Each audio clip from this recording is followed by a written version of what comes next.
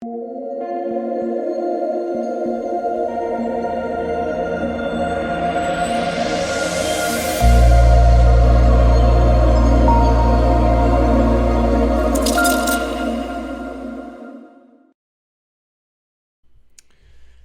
what is going on, guys? It's DK. Back at you with another video here to bring the 4-game NBA main slate on Sunday. Before I get into the video, if you guys are new to the channel, welcome. My name is DK. I make daily videos and live stream for NBA and NFL slates on Draftkings. If you're unable to watch these YouTube videos, I also upload an Apple Podcast with a link down below. It's called the DKDFS Show. If you're interested in signing up for premium content, I offer that at patreon.com, an esports package which includes Call of Duty and CSGO. We get CSGO slates every single day. We have Call of Duty slates 4 times a week if you're interested in esports. And I also offer an NBA package, which I'm sure if you're watching this video, you are interested in the NBA. And finally, I want to thank Underdog Fantasy for sponsoring this show. If you guys are not familiar with Underdog Fantasy, they have daily fantasy snake drafts as well as playoff and season-long best balls. If you're a big best ball player, if you love best ball, Underdog is for you. After you sign up and make your first deposit, you can use the code DKDFS. DKDFS, all one word, link in the description below. You will get a money-back guarantee up to $100. And finally, I just want to thank you guys again for all your support, closing in on the 9,000 subscriber mark on YouTube. If you guys are watching this video and not subscribed, would be great, or would be greatly appreciated if you could hit that subscribe button. Also, leave a like button and hit the notification bell so you know when I upload videos live. I will be doing a YouTube live stream tomorrow, and let's aim for 150 likes on this video. All right, so before we talk about players and the prices for this 4-game main slate, we can look back lineup here from Saturday. So went from basically almost a takedown on Friday to not so good of a night tonight. But it is what it is. So we'll go over my lineup. Malcolm Brogdon, Jordan Clarkson, Joe Ingles, Jakar Sampson, Jokic, Armani Brooks, KJ Martin, and Kelly Olynyk here. I can get out of the way so you guys can see.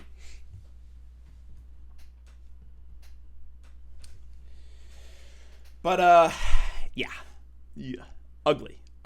So, Brogdon, again, for the Pacers, pretty good, right? Was high on him, was high on LeVert, was high on the 2 value bigs in Jakar Sampson and in O'Shea Brissett. Brogdon, again, pretty solid, 47% owned. He was popular. He should have been. Used Clarkson and Ingles for the Jazz just because I love the matchup here. The Timberwolves kept it close, but 93 points when the game's almost over against the Minnesota Timberwolves. Excuse me? 93 points against one of the worst, if not the worst, defenses in the league. Joe Ingles, nice 1 of 10 shooting. Jakar Sampson, can we talk about this? Foul trouble first half, fouls out in the second half, misses big minutes because of it.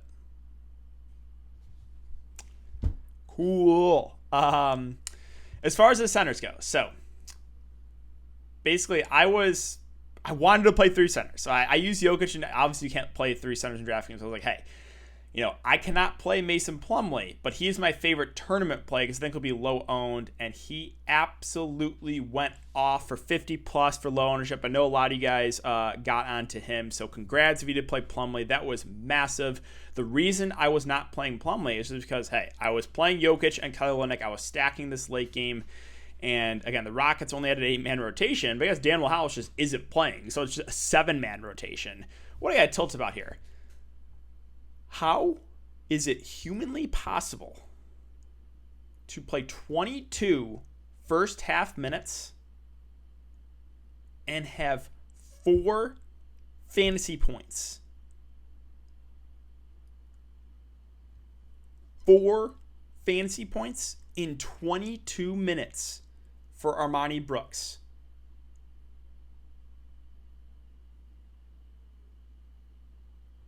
So, again, used him and KJ Martin just because they were so thin and they had to play big minutes. And then, again, Kelly O with Jokic combo. But, again, Jazz guys let me down. Used them at a lower ownership. Did not go well.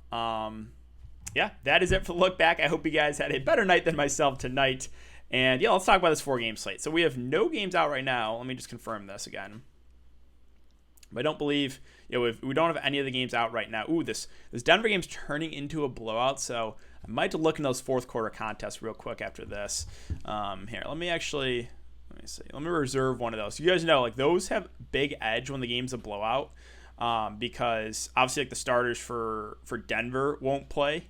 But like, Houston is so shorthanded that this could be an interesting in-game showdown. So I'm going to go ahead and reserve that since it is a blowout, because there's a big edge. If you guys are curious about in-game showdowns, I have a video up actually kind of explaining it and my process. Once we get blowouts, that's when there's the biggest edge.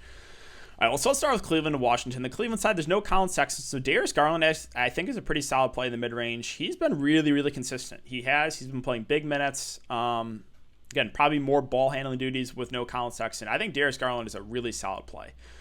With Allen and Kevin Love, they're both decent options, neither priorities. Again, it is a good matchup. Love probably hovers around the 25 to 30-minute mark. Jarrett Allen probably 32 to 34 minutes. Both playable, but not, standout plays. And then where I'm looking for value is whoever starts for Sexton. I'm guessing it's going to be Dellavedova. If Dellavedova does start at the point guard, I think he is one of the best value plays at the mid price. So yeah, Dellavedova, if he starts, love him. And then Garland's a pretty solid play. Both bigs with Allen and Love are decent options, but neither are priority plays here.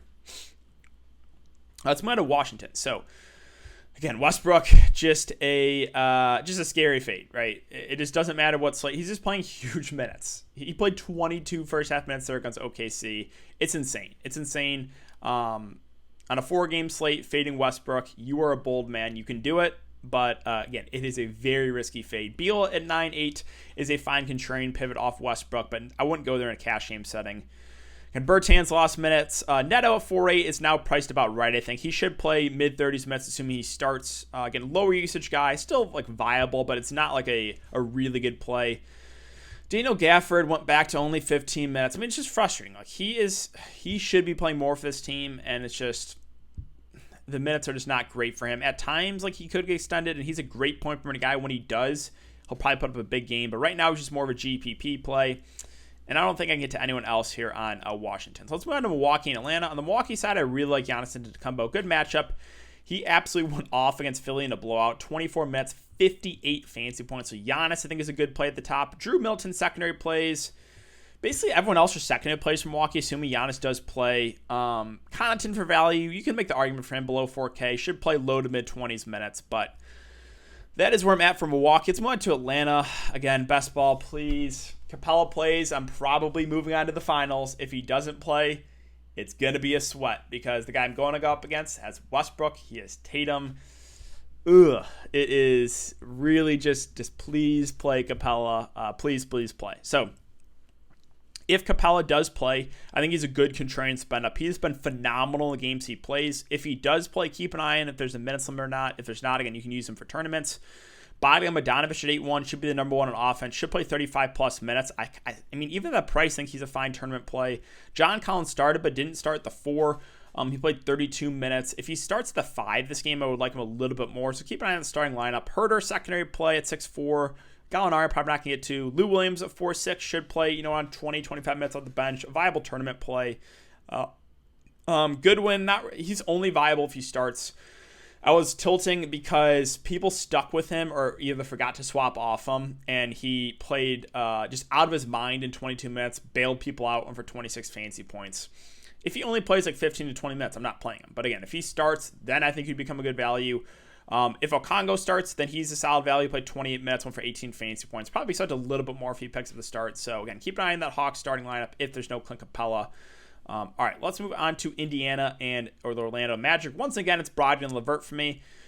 Again, both are going to play big minutes, right? Both should play 35-plus minutes. Great matchup here. So like both Brogdon and LeVert. Scrolling down a bit more, it's whoever starts at the 4 and the 5. And Shea Brissett started at the 4. The Pacers actually, hold on, let me see this.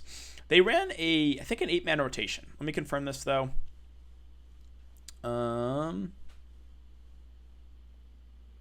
basically an 8-man rotation. So McConnell played 30 off the bench. McDermott 24. Justin Howard played 19 minutes off the bench. Okay, so assuming they run that similar rotation, then Brissett is a good value, and then Jakar Sampson, if he starts the 5 again, is a good value. I know he fouled out in 19, 20, I forget what it was, like 20 minutes, but those two would become good value plays. I know Sumner had a good game. It kind of feels like chasing, though. You can go there, but be careful. Don't expect anywhere near what he did tonight. McDermott off the bench, he's always a viable play, but he's very, very reliant on the scoring. All right, let's move on to Orlando. So, Orlando, we got some injury news to talk about. Wendell Carter Jr. questionable, Terrence Ross questionable, James Ennis questionable. If they're all out, then Mo Bamba sticks out to me at 5'5". Should play close to 30 minutes. He's a phenomenal point per minute guy. Would like Mo Bamba a good amount. Also, Cole Anthony, assuming all those guys are out, will start at point guard. Will be the number one on offense and probably play over 30 minutes. So it'll be Cole Anthony, it'll be Mo Bamba, the two guys to look to first for the Orlando Magic. Okiki, like Bacon, kind of secondary plays if everyone's out. I will mention Donta Hall played the backup 5. He played 20 minutes. If there's no Wendell Carter Jr., I think he's a fine punt play just because the price point. Now, if like Carter Jr., Ross, and Ennis are all in, then there's not a ton I really like on the Magic side. So, again, keep an eye on the injury news. If a lot of those guys are out, Anthony, Bamba, that's really where I'm looking. Final game, Sacramento, Golden State, and this one looks good. So what we know is no De'Aaron Fox, no Bagley still. Holmes expected to play, but I would guess he's going to be on a minutes limit. So we'll start with Tyrese Halliburton, who's going to start for De'Aaron Fox. I think he's one of the better plays in the mid-range. Assuming, again, he will start. They already confirmed it. So I do think he starts and plays, somewhere around 30 to 35 minutes, maybe a little bit more. So Halliburton, I think, is a really, really good play in the mid-range. Harrison Barnes at almost 8K. It feels a little bit too pricey for me. Buddy Hield at 7.3 also feels kind of pricey. Obviously, I'll have to do more with no Fox, but I would say both those guys are secondary options. Halliburton's the guy I'm looking to. Whiteside now out of play with Holmes most likely back. And likely to return. If Holmes plays and there's no minutes limit, then you can go to him in tournaments. If there's going to be a limit on him, I'm just staying away. And then we got to consider some of this value. You're never going to feel good about any Sacramento guys to the bench. Like a DeLon Wright, right? He's priced up to 4.9. I mean, some games will play 25 plus. Some games only play 15. He's a decent point per minute guy, but again, the minutes have been a little bit inconsistent for him. So viable tournament play off the bench. Mo Harkless at 3, a low usage guy, but I would think we get around 30 minutes from him, which makes him a fair value. And then Terrence Davis will probably get some run, but he's a super, super risky play. And again, not great. He only played 7 minutes that last game. So that's where I'm at for Sacramento. Finally, Golden State. Steph Curry, I think, makes for a pretty good tournament play. Back-to-back subpar games from him, but again, fantastic matchup here. Do like him for tournaments. Draymond Green can finally have the big game for me. Went for 44 fantasy points, 2 points, and 19 assists. It's just insane. But yeah, that's this type of stat line Draymond can do. Right? He can fill up, stuff the stat sheet, and then when he scores, he can have a really, really big game. With Wiggins and Oubre, they're actually both in play for me. It's a great matchup. I think I would prefer Oubre off the bench. He's been playing really well. Again, a guy that can get some of the peripherals as well. So Oubre, I think, is intriguing in the mid-range. Again, Wiseman, Bazemore, Damian Lee, all out. So Jordan Poole, I think, comes off the bench and plays about mid-20s minutes, which I think makes him a fair value play. KEVON Looney probably starts at the 5. I think gets around 25 to 30 minutes. I think he's a pretty safe value option. Mulder started the last game. If he starts again, sure, you can take a shot there. But again, pretty low usage guy that's very reliant on the scoring. And then Juan Toscano-Anderson's a 4K. He played a little bit more because of the blowout. Viable option, right? He's a guy that should play a little bit of the 4-5. So there is some actually plays I'm interested in Golden State, depending on what they do with the starting lineup. But great matchup here. You can definitely stack this game up if you want to. All right, guys, that is going to do it for the video. So if you have been enjoying the content so far, I would really appreciate if you leave a like button on the video, subscribe to the channel if you haven't already, and hit the notification bell so you know when I upload videos, live. I will be doing a YouTube live stream tomorrow. Make sure to check it out. Thanks again. Have a great night, guys, and I will see you all tomorrow in the live stream.